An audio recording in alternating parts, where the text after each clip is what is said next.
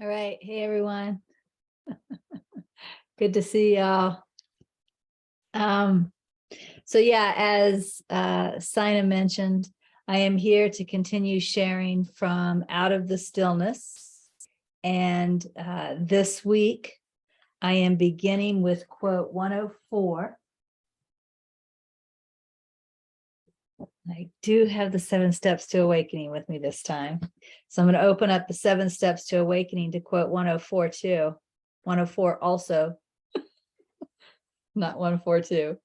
104. All right. So it looks like this is a Nisargadatta Maharaj quote number 104 from the 7 steps to awakening. As the mind is made of words and images, so is every reflection in the mind. It covers up reality with verbalization and then complains. As the mind is made of words and images, so is every reflection in the mind. It covers up reality with verbalization and then complains. So I'm going to read 104 from my journal, which is Out of the Stillness. Think of mind as the culmination of word thoughts, images, and manifestations experienced. It is all mind. There isn't one word thought, one mental image, or one physical or non-physical manifestation that isn't mind. Define mind in this way. Then notice how all-consuming mind appears to be. Take note of the ideas and reflections that are mind, which previously may have been mistaken for my thoughts or for world reality. Now ask, who is present regardless of the thought, image, or manifestation presented? What are they presented to? What is aware of them? What am I? What is constant and what changes? What must be ever-present reality? I don't think it's difficult for people to see that thoughts and mental images are mind. I think that everybody can see that. So I think what I'll focus on right now is what appears to be the outer manifestation, the world. And really what Nisargadatta is saying and what this particular quote says, or sorry, this particular contemplation says, is that the world is also mind.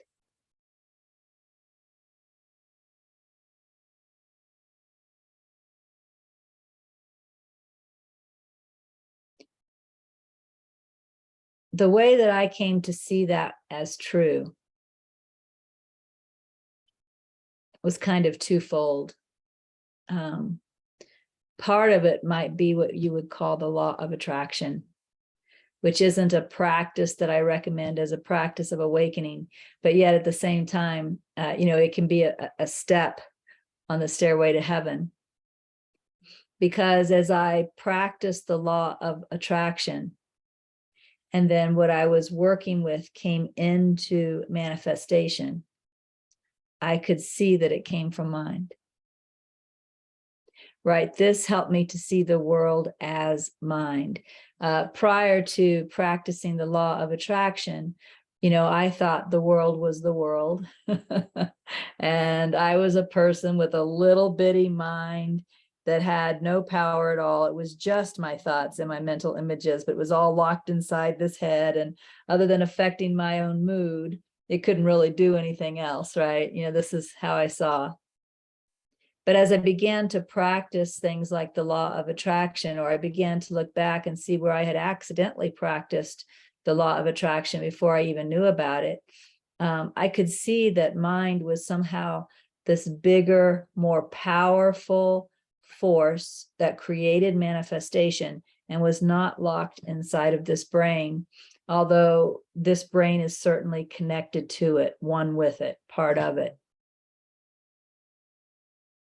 The other way that I saw that the world as mind was kind of the opposite of the law of attraction, it was through the practice of letting go, through what I often call purification.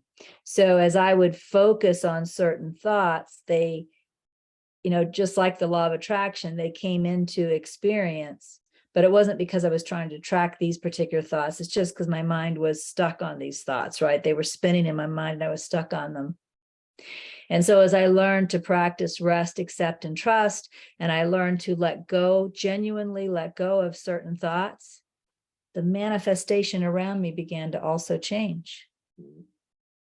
And so what I saw was that by being stuck on certain types of thoughts, I was helping to keep certain things manifest. And that when I was able to let go of those types of thoughts, there was nothing, or at least not as much energy helping to keep them manifest. And so they began to fade out of my experience. So through both trying to attract things and through letting go of things, I saw that manifestation reacted. And that led me to understand that manifestation is also mind, not just in an intellectual way, but in an experiential way. Somebody said to me the other day something about right now the world is going through a shift. And I know a lot of people have probably heard this. It's on lots of little spiritual blogs and stuff that the world is going through a shift. And I said, that's not true. Not a spiritual shift. That's not true. Because if the world was going through a shift, people would be learning not to believe the manifestation. They would be learning not to believe the world. And everybody's believing all this stuff that's going on. There isn't a shift going on. The world is in a cycle. And if you look at history, the world has gone through really rough times before, and it will continue to go through really rough times as long as we continue to believe that it is a world and that it's not the mind. When we start to see that it is the mind, and therefore we learn not to participate in it by believing it, that's when the shift begins, you see? So it is crazy right now, and it could even get crazier, who knows? But the fact that the world is crazy does not imply there's a shift going on. It implies there's a lot of attention to the world, a lot of believing going on that's fueling all of its craziness. So what's happening in my journal, let me go ahead and just read the journal again, 104. It says, think of mind as the culmination of word thoughts, images, and manifestations experienced. It's all of it. That's the next sentence. It is all mind. There isn't one word thought, one mental image, or one physical or non-physical manifestation that isn't mind. Define mind in this way, then notice how all-consuming mind appears to be. And in fact, if you really look at it, what you will see is that most people in the world are completely lost in mind, right? If mind is made up of the thoughts, the mental images, and the outer manifestation, isn't that all that most people give attention to? Isn't mind the only thing that most people are giving attention to? Right? That's the point here. This is what we want to see first. So define mind in this way, then notice how all-consuming mind appears to be. take note of the ideas and reflections that are mind, which previously may have been mistaken for my thoughts or for world reality. So what this is saying is, look, like I happened to be listening to the news this morning while I was doing some work. And, there was kind of a bang, bang, bang on the news. First there was about climate change and the things that are going on, the hurricane in the, down by the Dominican Republic and all those other places and Puerto Rico and what they're going through.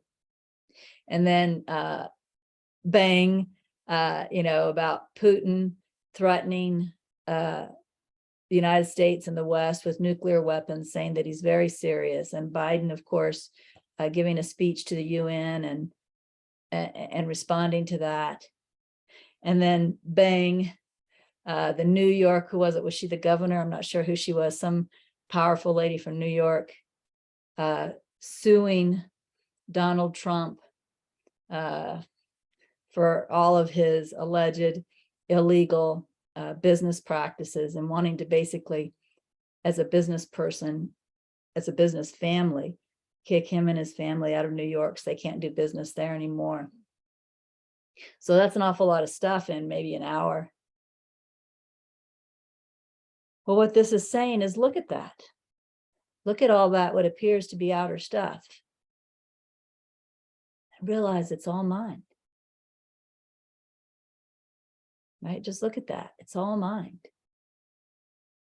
It's all mind. And then when you accept that, it's all mind, then it says, now ask. Okay, now that you've accepted that all of that is mind, do this. Now ask, who is present, regardless of the thought, image, or manifestation presented? What are they presented to? What is aware of them? What am I? What is constant and what changes? What must be ever present reality? So what these questions are doing is turning attention away from mind to the only thing that isn't mind. Because what I am is not a word thought. What I am is not a mental image. And what I am is not a manifestation in the world. That's all mind.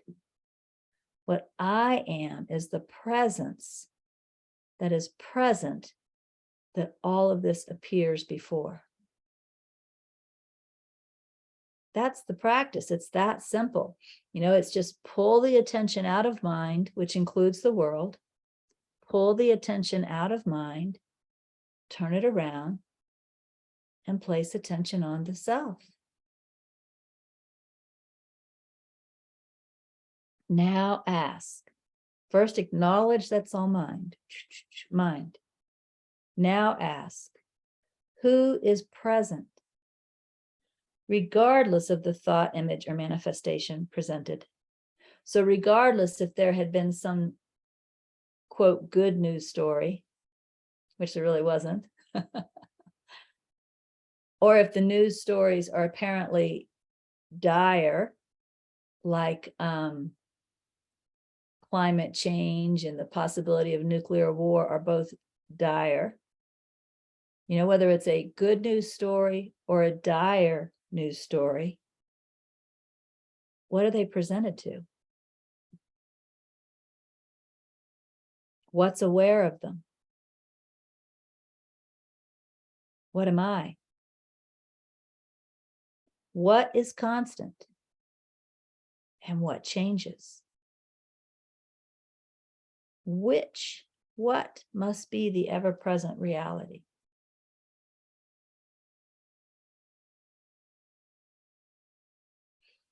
So again, Nisargadatta Maharaj said, as the mind is made of words and images, so is every reflection in the mind. It, meaning the mind, covers up reality with verbalization and then complains. Now, I may be wrong, but I sense he was talking to someone who was probably complaining, because most of these were taken out of conversations. So he was probably letting this person know that they were being focused on mind when they were complaining. But again, where my journal went as I contemplated that is, okay, so let mind be, let mind happen. But what's here that's not mind? What am I? Let's place attention there. So I'll pause for a moment and see if anybody has anything they want to share on 104 before we move on. All right, Marisol. Hi, Regina. Hi. I wanted to know, does mind equal to belief? So when you say the mind, does that mean our beliefs? Not just belief. Appearance is actually mind. So whether you believe it or not, the fact that it appears, it's still mind. It comes from mind. It's made up of mind stuff. And it's not necessarily a manifestation or... Well, as it pointed out, it would be thought, mental images, or manifestation. That's all mind. Okay. So what are you, is there something you're thinking of that you're not saying that you want to say? I'm just trying to understand like what mind, what you're saying mind is. Like, I'm just trying to...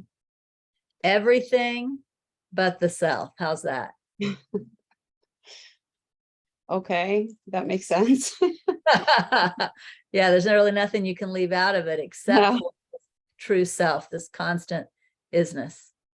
So, and then the world, when you say the world is mine, that's the same thing, right? I guess that answered that, because I was like, oh, does that mean our collective oneness, our shared belief, Okay. Everything that appears, let's put it that way, everything that appears. Yeah. If it appears, it's mind, because the true self never actually appears, it just is. Yeah, it makes sense. Thank you. You're welcome. Lena. Oh, sorry, something with my camera. I don't know, my camera I cannot turn on. I'm sorry, unable. That's okay. You look lovely in your picture. Thank you. Regina, can you clarify, please, the relationship consciousness toward mind? Yeah. Yeah. Notice that this, what I wrote in my journal said, there isn't one word thought, one mental image, or one physical or non-physical manifestation that isn't mind. That non-physical manifestation that's mentioned in that sentence is consciousness. In other words, consciousness is still mind.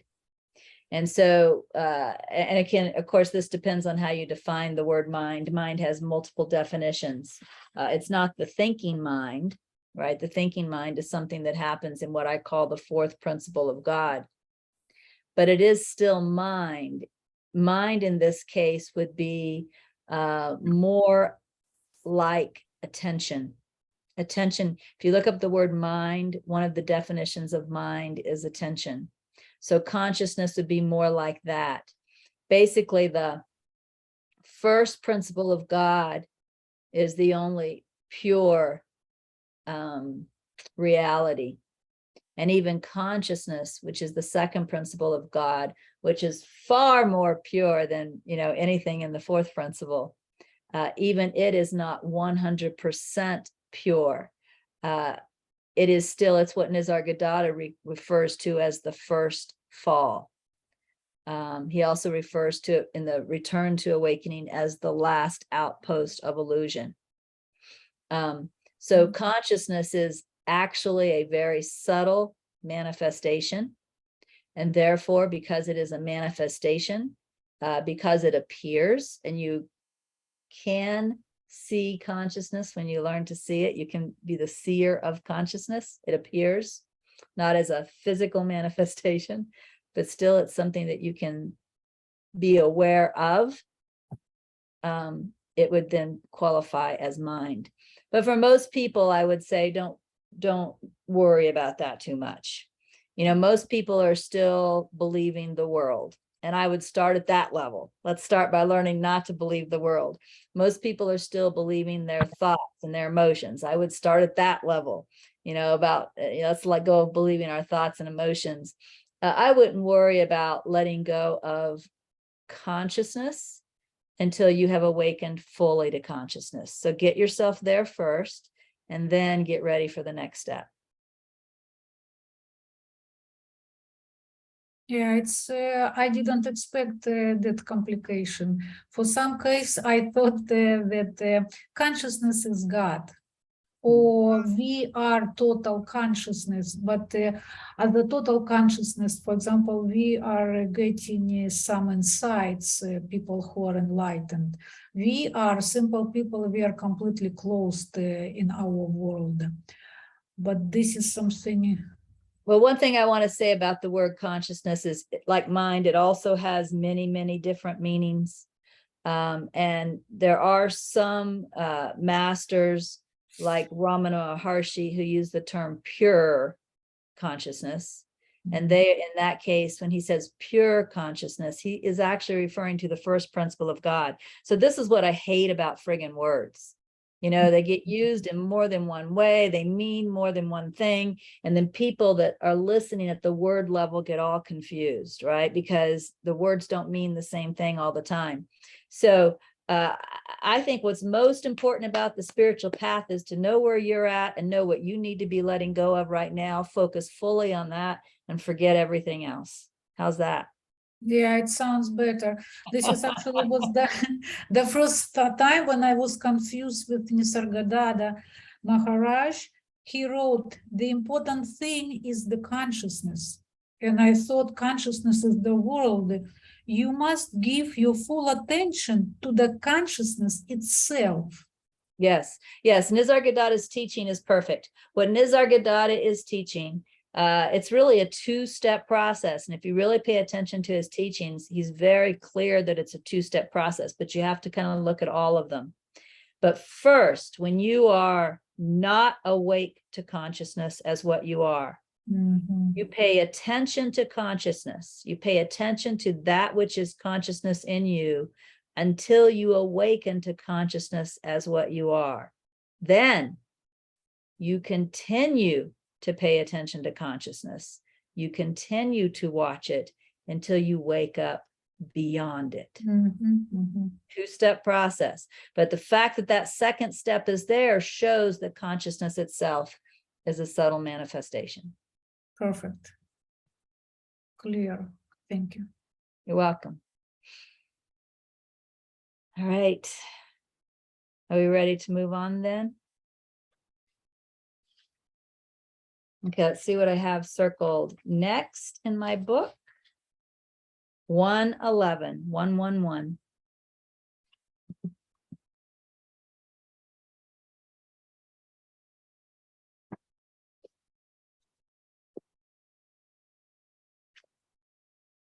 So 111 looks like it's still Nisargadatta Maharaj. It's a very short quote in the 7 Steps to Awakening.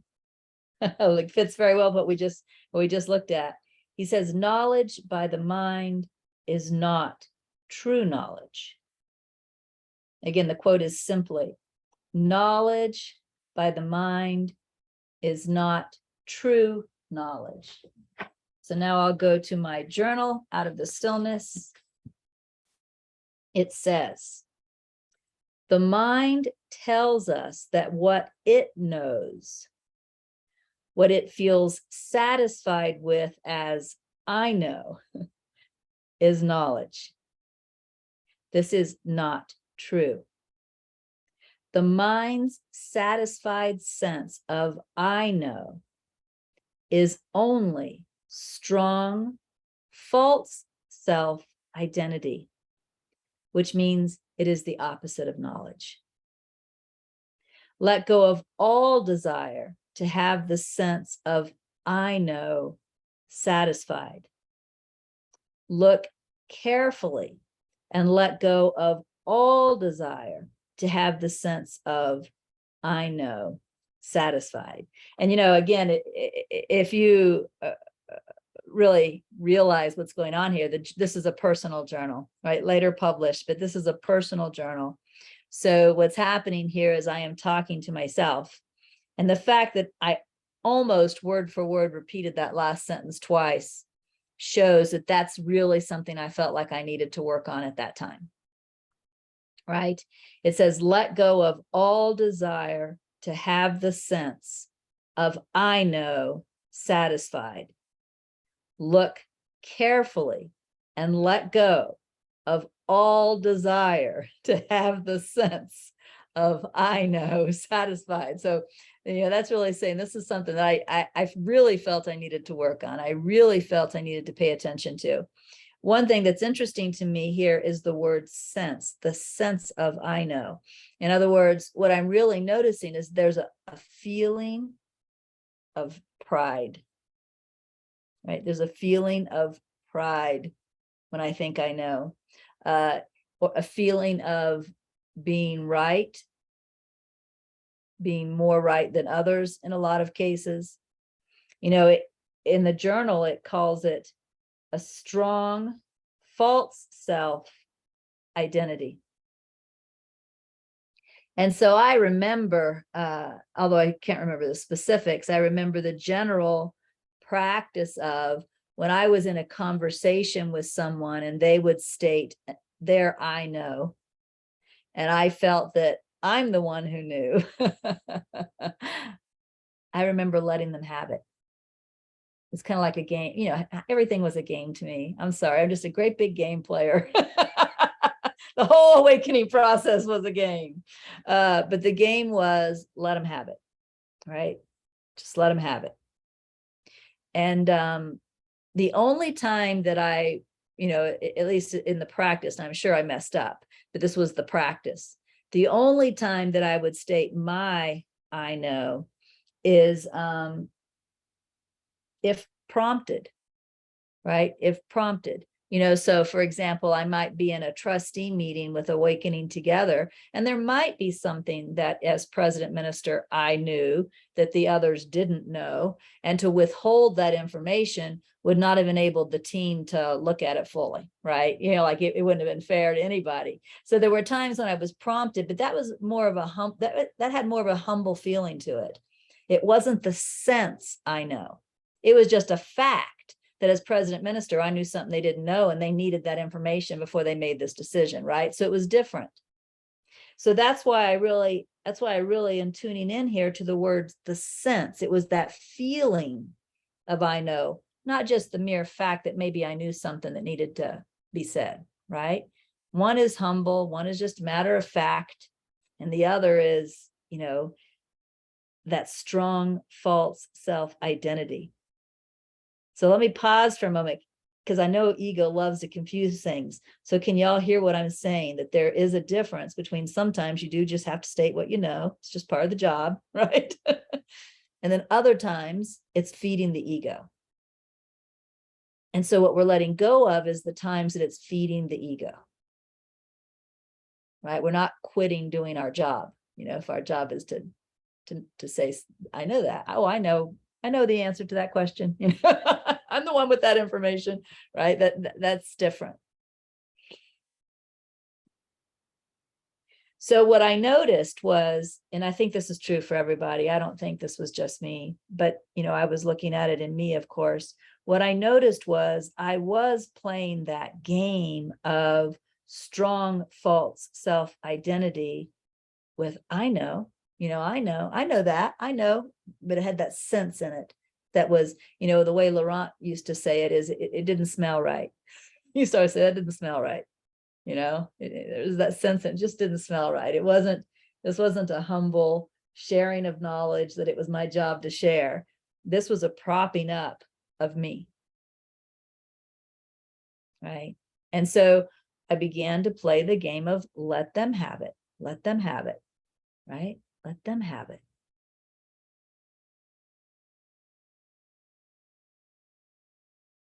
It's a fun game. Just let other people have it until they're tired of it, and then they'll start playing the same game, right? So again, Nisargadatta says, knowledge by the mind is not true knowledge. And what my journal pointed out is why it's not true knowledge. It's not true knowledge because it's propping up the false self-identity as what I am. And as my journal says, that's the opposite of true knowledge, because true knowledge is knowing what I really am. It's knowing the true self as what I am. So how can I prop up the false self as who I am and have true knowledge too? I can't. You see? So it's the opposite of true knowledge. That propping up of I know, that propping up of false self-identity is blocking the true knowledge of what I am, which is the problem with it, right? That's the problem with the whole thing of the propping up of the I know, propping up of the ego. It hides what I really am. So knowledge by the mind is not true knowledge. And again, my journal entry says, the mind tells us that what it knows, what it feels satisfied with as I know, is knowledge. This is not true. The mind's satisfied sense of I know is only strong, false self-identity, which means it is the opposite of knowledge. Let go of all desire to have the sense of I know satisfied. You can even hear in that it's a craving, right? It's a craving to prop up that ego with what I know. Let go of all desire to have the sense of I know satisfied. Look carefully and let go of all desire to have the sense of I know satisfied, or just play the let them have it game. So anything anybody wants to say on that one before we move on to the next one? All right, Lena. I'm sorry, I hope I don't talk much, but I really want to share. I'll try to be fast. We all want to listen Regina, not me. I know that. So Regina and all, I want to share that it's exactly what I'm doing right now. I had a question about this, exactly what you clarified. Where is the limit where we need to let it go and where we need to say? We cannot keep silence all the time. We need to say, and it was my question. And now what I'm doing, I'm asking question inside of myself, and my mind right away wants to answer. And I'm saying, sweetheart, I don't ask you, I'm asking my heart. And I'm just letting it go. And I noticed that more often the answer pop up unexpectedly. Right now, you answered my question and I didn't ask you, you answered. Then I hear something, then I'm opening a book and I read the answer right away. That's wonderful. Thank you so much. And really, what mind is? Mind is the computer which provide our life. It's computer for our breathing, for our digestion, for our living, orientation, and it's a knowledge of our life. But we need to awaken beyond that. So mind doesn't know freaking idea what is the awareness and what is that. It just doesn't have that capacity. Thank you. Thank you, Lena. Thank you. Anything else before we move on? All right, let's see what I have circled next. 118. So 118 in the 7 steps to awakening, still Nisargadatta Maharaj. So many words you have learnt. So many you have spoken. You know everything, but you do not know yourself. For the self is not known through words. Only direct insight will reveal it. Look within. Search within. Again, so many words you have learned. So many you have spoken. You know everything, but you do not know yourself. For the self is not known through words. Only direct insight will reveal it. Look within. Search within. So, from my journal,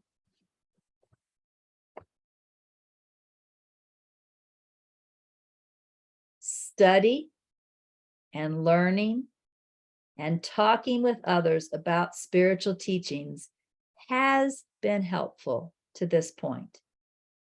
But now it is time for something different. It is time to sit with the true self. It is time to be in stillness without distraction. It is time to watch the ego without any reaction, mental, emotional, or physical. It is time to realize the true self and be present in realization. It is time to sit, S-I-T. And I'd love to know, maybe I can go back to my very first journal and find out, because I think I had dates. No, even the first journal would have had all the dates in January, because that's when I started putting it online. I actually started this journal in November of 2011. I started putting it online in January of 2012. So the earliest dates associated with anything I wrote are in January of 2012.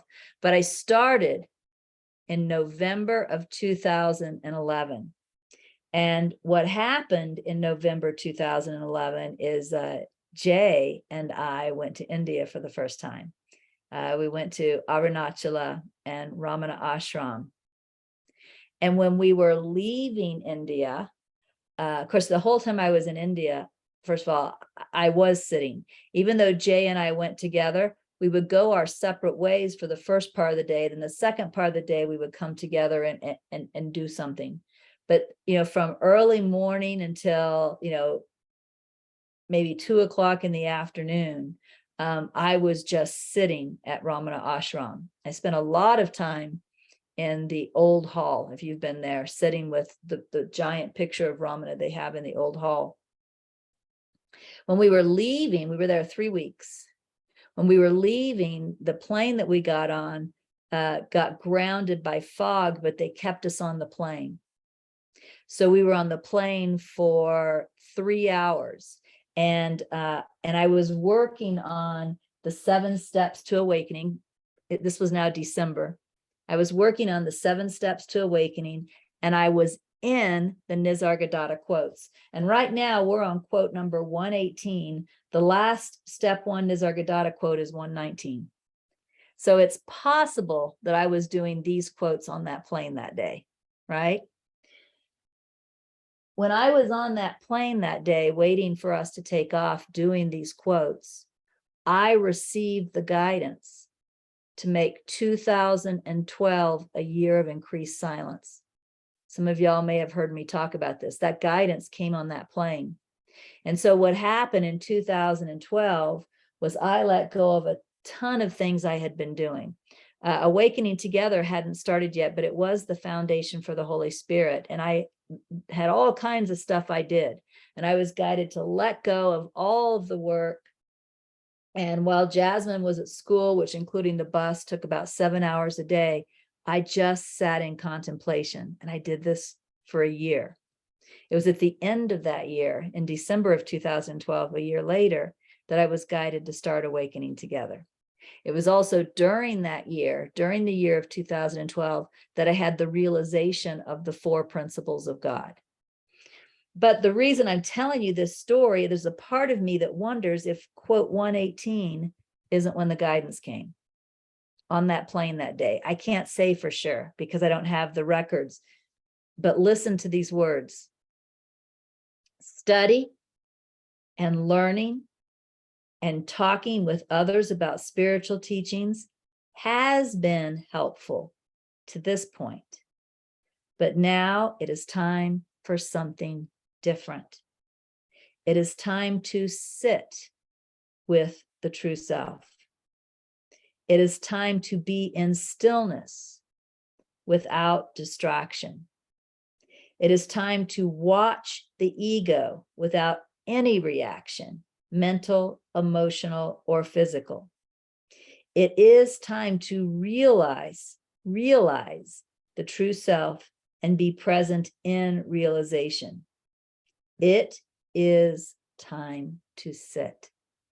So it's very possible that this writing was aligned with that calling, which I did follow this guidance. I did have that year of dramatically increased silence, and it was very, very helpful. So that's really all I have to say about that quote, except that maybe the only other thing I have to say is I think for most people on the spiritual path, if not all people, there comes the point when this guidance comes. There comes the point where you just got to drop everything and go into silence. You know, like I remember Bernadette Roberts in her book, I remember she talked about long vacation stays in the woods, even though she had teenage kids, right? Somehow she was able to go and take these long vacation stays in the woods where she was completely alone.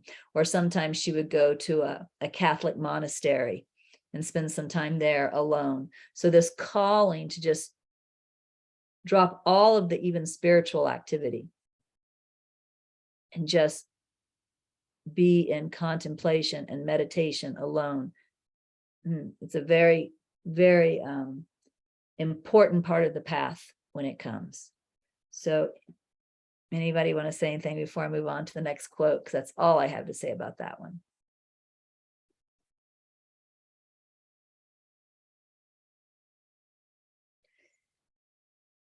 All right, then the next thing I have circled is 120. And I just told y'all 119 was the last Nisargadatta quote. So 120 is the Supreme Yoga, also known as the Yoga Vashista, which I used to think was a person, but it's not, it's a book. So this came from a book. We might call it a scripture more than a person. And I now have the book. I haven't read it yet though, but I have it on my bookshelf. So this is the quote from the Supreme Yoga, which is the English translation of the Yoga Vashista.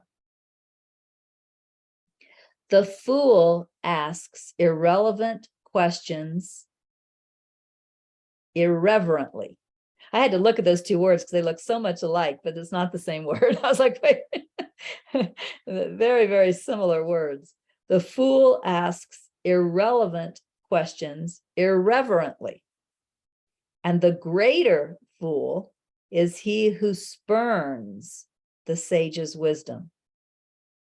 He is surely not a sage who responds to the vain questions of a foolish questioner. Again, the fool asks irrelevant questions irreverently. And the greater fool is he who spurns the sage's wisdom. He is surely not a sage who responds to the vain questions of a foolish questioner. So I'm going to read 120 from my journal now. The idea, I am a teacher, or I am a helper, is not only a false idea about who I am, but when taken too seriously, it is a trap. It can lead me to disregard inner wisdom that guides do not help or do not respond. By getting involved through a sense of responsibility or attachment to the idea, it is my duty to help, or it is my job to respond. Do not identify with any idea of who I am or what I am to do. Like a puppet, take on no identification based on movement. Simply move when the strings are pulled and do not move when they are not. So, as you all know, I now have guidance somewhat similar to that guidance that I received in December of 2011, which was to take that year of silence, because I had to drop all of my responsibilities. And in fact, that's probably what I'm looking at here. I think back then I had like 5 teachings a week that now I was going to be dropping. And I'm sure, I don't remember what else I was doing, but I was doing other stuff through the Foundation for the Holy Spirit that now I was going to be looking at. Now I was going to be letting go of. So I was looking at anything in me that was saying, well, you can't let go of that. I think one thing I also do, I had been counseling several people. I was dropping the people I was counseling. So, I'm looking at this idea that these things are my responsibility. And I'm realizing that if I think it's my responsibility to be the teacher or to help others, it's going to keep me from following my guidance. So I'm looking at how those things are actually a lie, a trap. And now, as you know, I have a similar guidance because, as you all know, I'm being guided to retire as an employee of Awakening Together, which means, again, I'll be dropping lots of stuff. Now, right now, as far as I know, I'll still be doing this teaching, but lots of stuff that I do is going to be dropped. And it's interesting because I even have people on a fairly regular basis saying things to me like, oh, we still need you. We need you to do this. We need you to do that. Don't know what we'll do without you. And I don't know what I do on the outside, but on the inside, I laugh. Because I know that there's 2 things wrong with that statement. One thing that's wrong with that statement is the only way that I would buy into that anybody needs me is if, again, I thought I'm the teacher, I'm the helper. And that would be a misidentification on my part, right? I'm just the puppet, meaning I just follow the guidance. And if the guidance is to teach, I teach. If the guidance is to quit, I quit. In fact, I think I demonstrated that recently when I quit clarifying the teachings, right, with 5 minutes notice. Old responsible Regina never would have done that. You don't quit with 5 minutes notice. But there was just the guidance and I followed through immediately. In fact, it was the first thing I spoke when I took the mic because I wanted to follow through immediately. That's why it was the first thing I spoke. So the first thing that's wrong with, if I was to believe, oh, you're right, I can't retire, people still need me, the first thing that would be wrong with that would be that I would be identified with I'm the teacher or I'm the helper, and that's a mistake. I'm not. The second thing that would be wrong with that is I would be teaching you that you aren't the true self. I would be agreeing with you, you need me, you can't do this without me. And that's a bunch of BS, right? The one you need is your inner true self.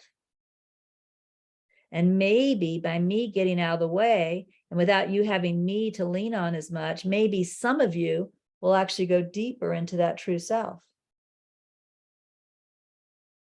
There's in NTI Acts. I have NTI right here. I tried to put all my important books in arm's reach because sometimes I want a book and it's not around. So I'm in a new room in my house now. And I have a table right here. And I tried to put all the important stuff right here so I can grab it if it comes up during a teaching instead of having it be upstairs or at my mom's house or in La Vida. I have so many homes, it's ridiculous. So things get spread out all over the place.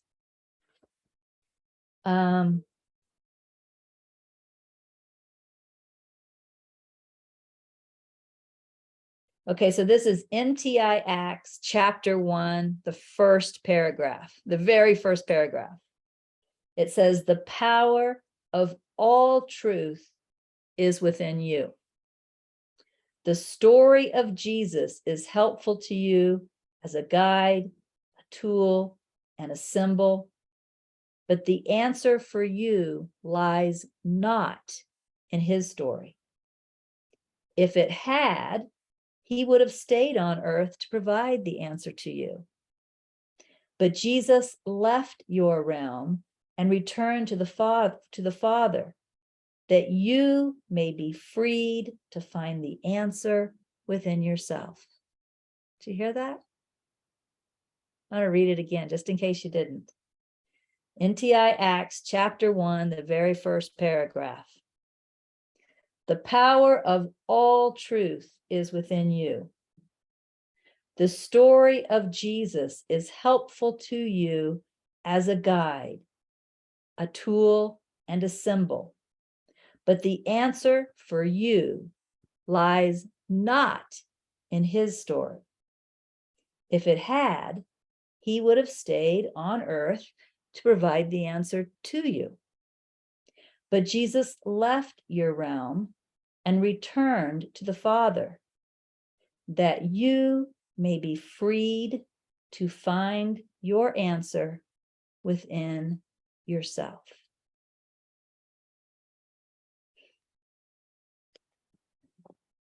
So again, if I was to believe, that's right, I got to stay around, there's people here that need my teachings, I would be doing me and you a disservice, right? It goes both ways.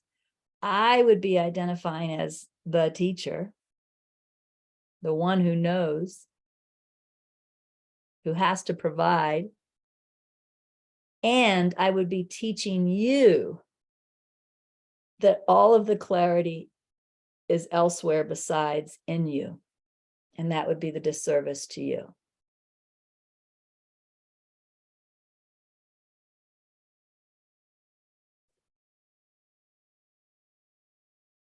So the idea, I am a teacher or I am a helper, is not only a false idea about who I am, but when taken too seriously, it is a trap.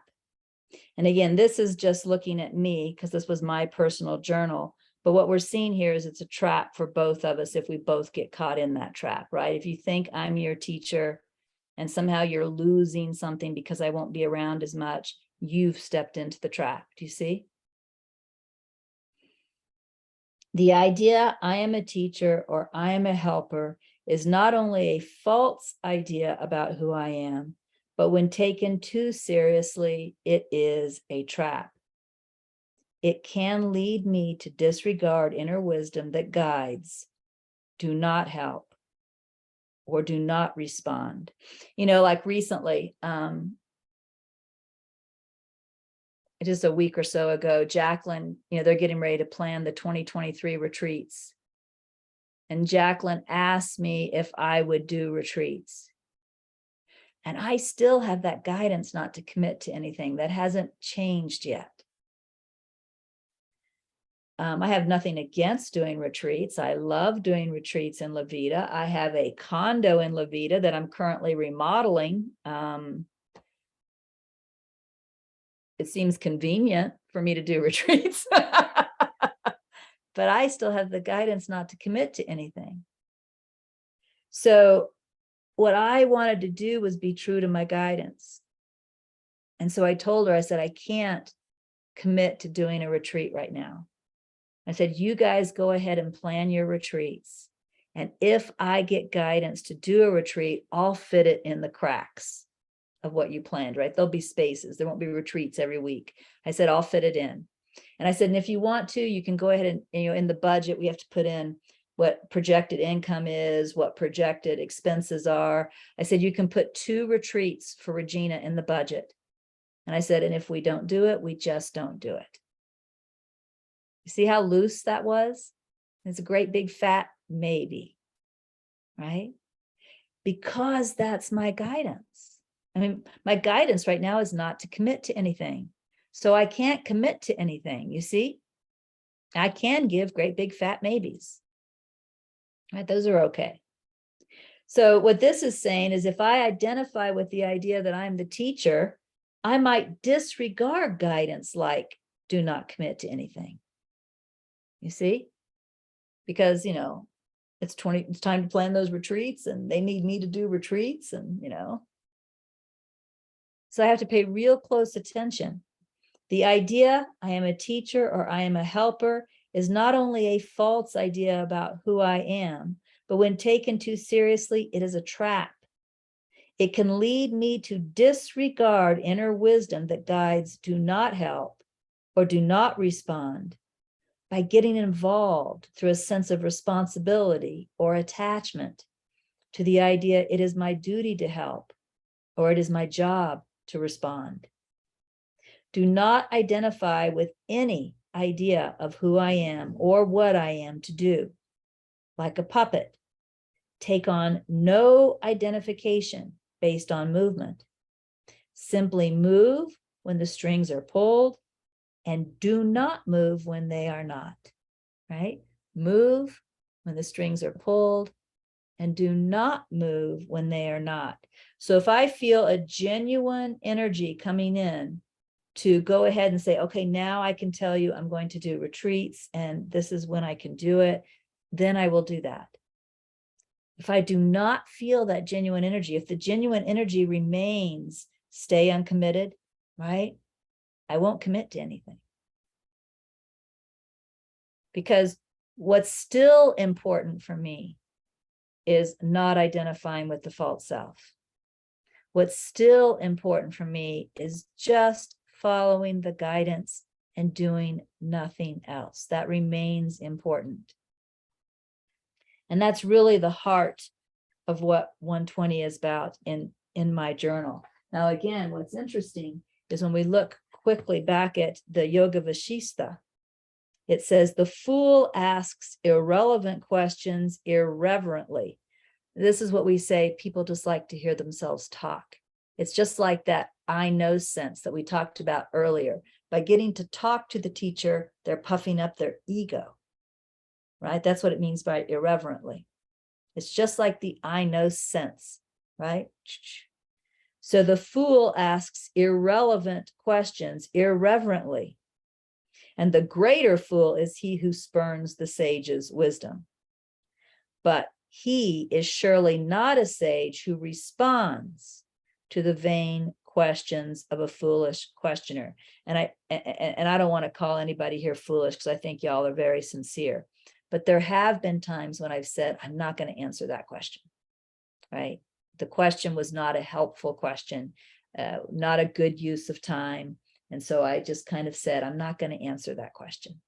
So even in that, and don't worry, I don't disrespect any of y'all. I love every one of y'all, but I can't be concerned about how you feel over following my guidance. And if the guidance is not to respond to the question, then my job is to not respond to the question. But I love every one of you, and we're out of time, and I got to go help my mom move. She's moving this week, so I got to go move boxes and stuff. I'll see y'all later. Bye. Thank you, Regina.